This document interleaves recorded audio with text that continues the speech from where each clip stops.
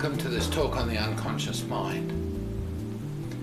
As we all know by now, there's not lines between the minds, but to help us understand, we just recognize we have a number of different aspects of ourselves, a number of different parts of us that sometimes seem to act in different ways. Firstly, we have the conscious mind. That's the day-to-day mind that relates to the world and what's going on around us. Then we have our subconscious mind. That is typically what goes on between us and other people, how we relate to other people. It's quite complicated. It's full of, how the fights or the deadness or those kind of things that we need to work through, and how we related with other people or do relate with other people. Then we have, underneath that, we have the unconscious mind. The unconscious mind is now the deeper part of our mind. That's the part that Jung worked on, the collective unconscious and our personal unconscious. This is the part of us that holds our dreams and all the weird things that happen to us, those things that we often can't explain in a rational way. Underneath that, we have our soul mind. That is the part of us that's traveling through space and time. And we can access that in many different ways, using metaphors and symbols. Then we have our higher mind. Our higher mind is the part of us that's the best part of us. The part of us that's now connected to heaven, that's connected to that greater intelligence, and in fact is part of that. And then we have the deepest part of our mind, or the highest part of our mind, which is us as spirit, which really would mean we have no mind at all. That would be us as we returned home and we are now in oneness. Now, this talk on the unconscious mind is we're going to look briefly at some of the aspects of it. And the first thing is to recognize this part of our mind is filled with symbols and metaphors. It's the storytelling part of our minds. It's the part of our minds that most of us shut off around the age of 11 or even earlier, because we couldn't stand the dreams and the fears and the nightmares that came out of here. So we shut it off. But in shutting it off, what we also did is we shut off all the gifts that are in this part of our minds, all the huge levels of creativity and artistry and power that's in this part of our mind. We resist accessing the unconscious mind because we're really frightened of opening it up, because there's a lot of energy stored, obviously negative and positive, but there's a lot of energy stored in the unconscious mind. But what we've discovered is if you heal something at an unconscious level in the unconscious mind, it really does pull the root of a lot of our problems in our everyday life out. So healing at the deepest level in the unconscious mind with courage and obviously with connection to other people as we're doing it, because it's always a territory that never has to be walked alone, or is not a good idea to fall into it on our own. Through our connectivity and relationship, we can heal at such a deep level that really transforms our lives. People who are really creative, painters who create masterpieces, poets that write poetry that is so moving and so telling. This level of artistry, this level of creativity comes out of our unconscious mind. And these people are people that have kept an access to this part of their minds open.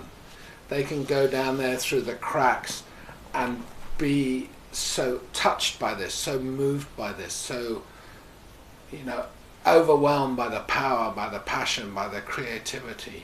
And then to come back into our conscious world and express those things. You'll know this is when you look at those paintings, when you experience those things and you're not dissociated. You'll know how much they move you. You'll know the courage of the painters and the poets and how far they've had to go to the very corners of their mind to be able to create these things. For all of us, there's a possibility where we could also open the door to this part of our mind. But then again, it takes courage, because as we said before, this is the part of our mind that has demons in it, things that make us frightened, the things that we can't explain. So we need to recognize how we've defended against this. And one of the ways we've defended against this is by creating personalities and roles. This part of our mind, the unconscious mind, is a storytelling part of our mind. Not only the storytelling part of our mind, but the dream part of our mind. And so, if we just focus on the storytelling part for a while here, you will start recognizing that by the life you live, you are telling a story. So just take a moment and think about that. If you were to know what the title of your story would be, if they made a movie of your life, what would the story be? What would the title be? And write that down.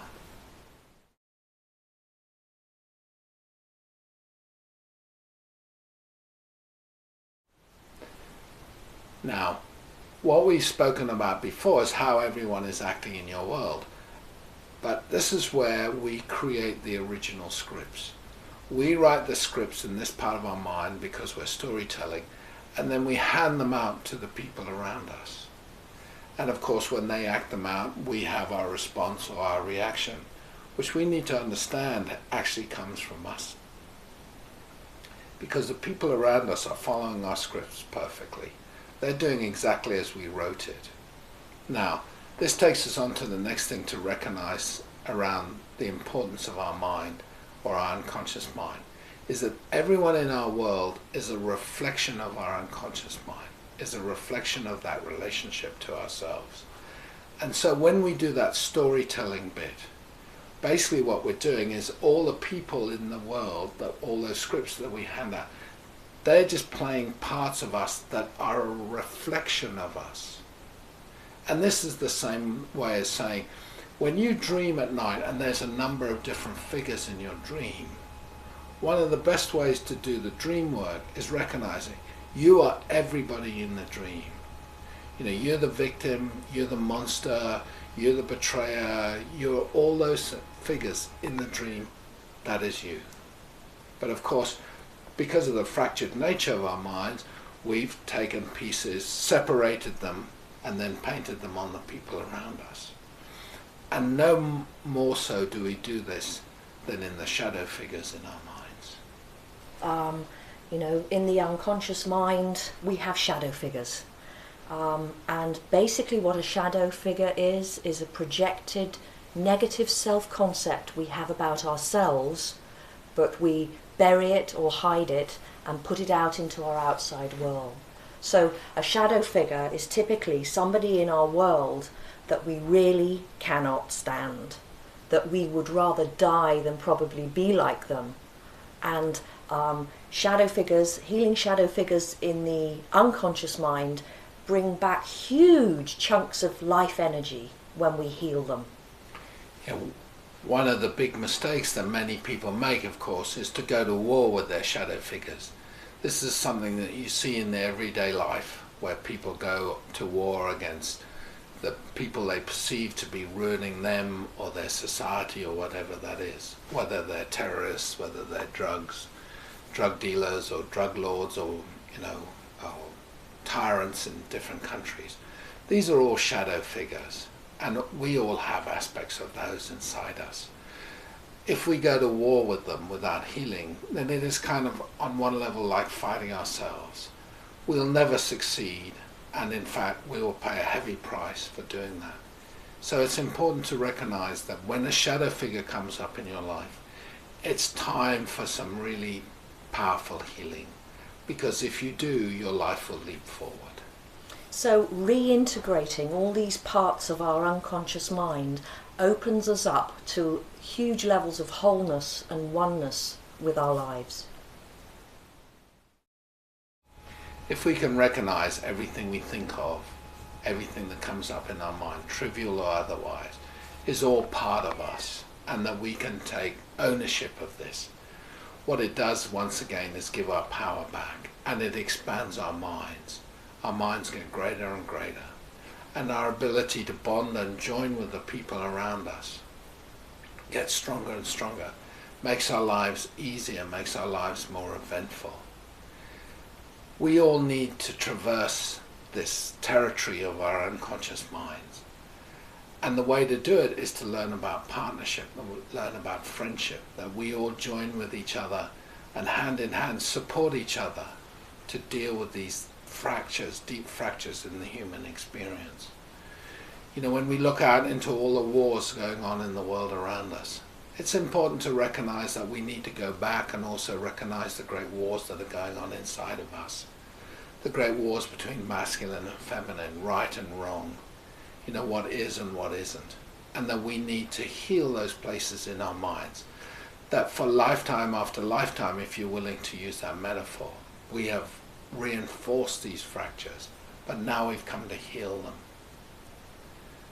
This is the way that we access the unconscious mind. Being a storytelling part of our minds, we need to approach it in this way, through storytellings and symbols and patterns.